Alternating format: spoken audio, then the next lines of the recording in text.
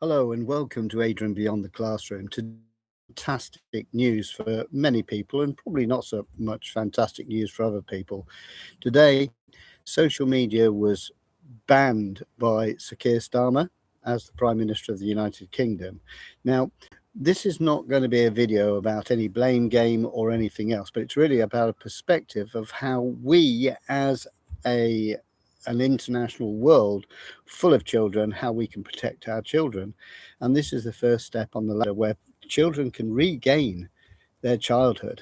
And we know that from your own experiences with your children or whatever, that we have lost that ability for them to be very happy and protected. It's not the fault of technology. It's just that the access to certain types of technology has been easily to be able to access.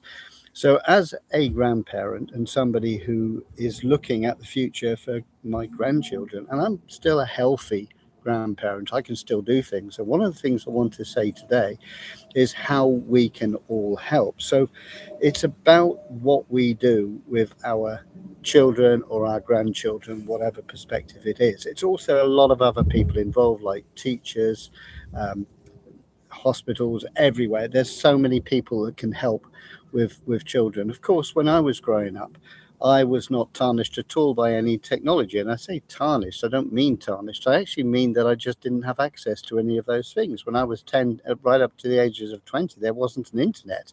We weren't sort of taken away and we didn't have screen time.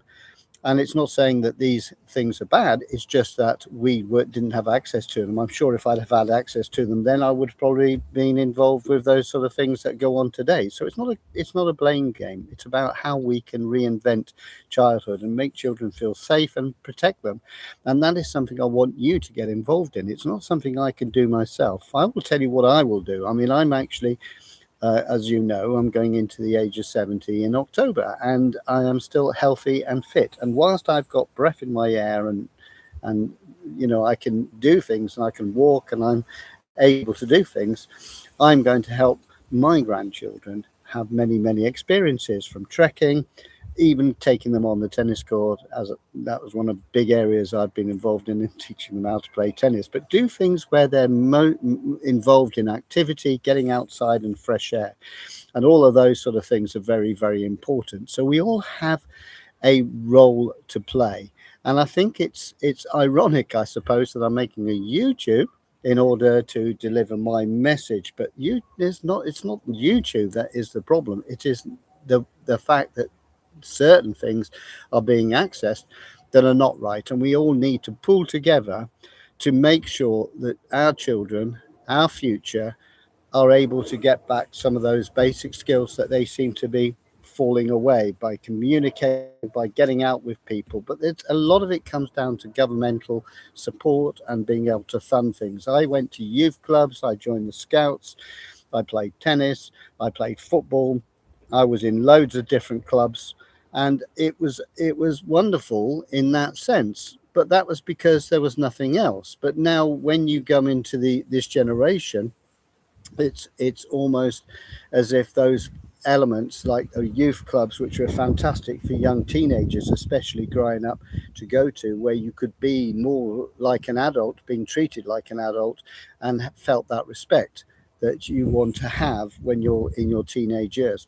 So there are many things we can do, but I want to hear from you. I want to hear your comments. This is something we're in together, and it doesn't stop because you get older.